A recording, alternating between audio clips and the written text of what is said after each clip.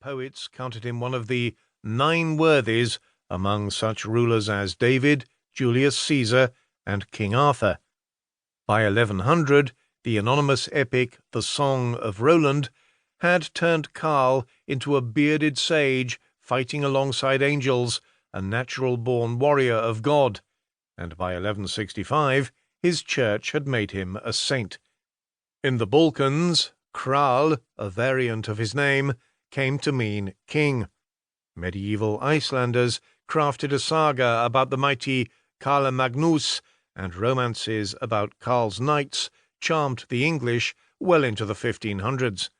The long-dead king was becoming Charlemagne, a superhuman emperor whose reputation for chivalry, piety, and power resounded to the ends of the earth. The real Karl vanished. Only myth remained. Thumb through the 1864 edition of Thomas Bulfinch's Legends of Charlemagne, with its frontispiece engraving of knights attending to a griffin, and the esteemed emperor is there, more than 1,000 years after his death, still embodying an age when every moment promised fresh adventure. High sat Charlemagne at the head of his vassals and his paladins, rejoicing in the thought of their number and their might, while all were sitting and hearing music and feasting, when suddenly there came into the hall 4 enormous giants, having between them a lady of incomparable beauty, attended by a single knight. There were many ladies present who had seemed beautiful till she made her appearance, but after that they all seemed nothing. Every Christian knight turned his eyes to her, and every pagan crowded round her. The world of this Charlemagne is flooded with chivalry and perpetual miracles.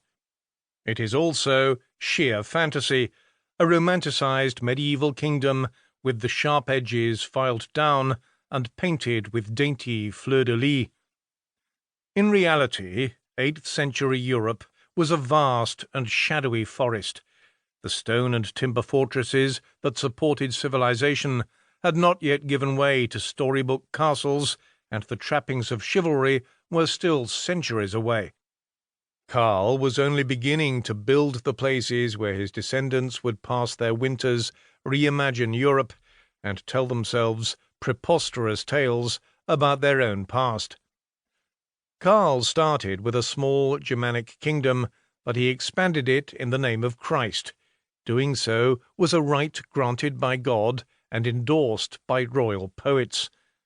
With few exceptions, he dominated the battlefields of Europe as decisively as he ruled the negotiating table, and as neighbouring kingdoms fell before him, he gathered each of them under his banner: Aquitaine in southern France, Lombardy in northern Italy, Bavaria, Brittany, Saxony.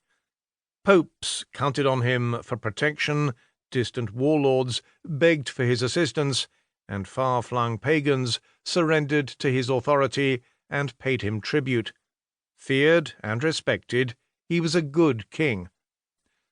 To history, Karl's high point was his coronation as emperor, when he unknowingly set Europe on a bold new path. Artists envisioned it, Napoleon admired it, and Adolf Hitler sought to emulate it, as did the architects of the European Union. In the meantime, the real Karl the Great was buried beneath his own reputation, remembered in legend, forgotten in fact.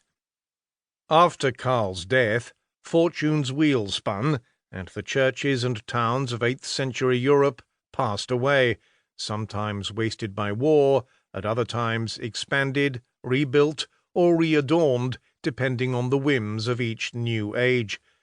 The relics of Karl's era are sadly sparse: a few buildings, some coins, cups, and artwork, and a fair number of archaeological sites, but also, most usefully, a library of several thousand books.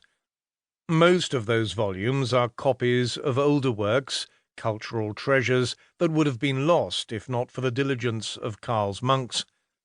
These manuscripts preserve the memories of those who made them in the poems,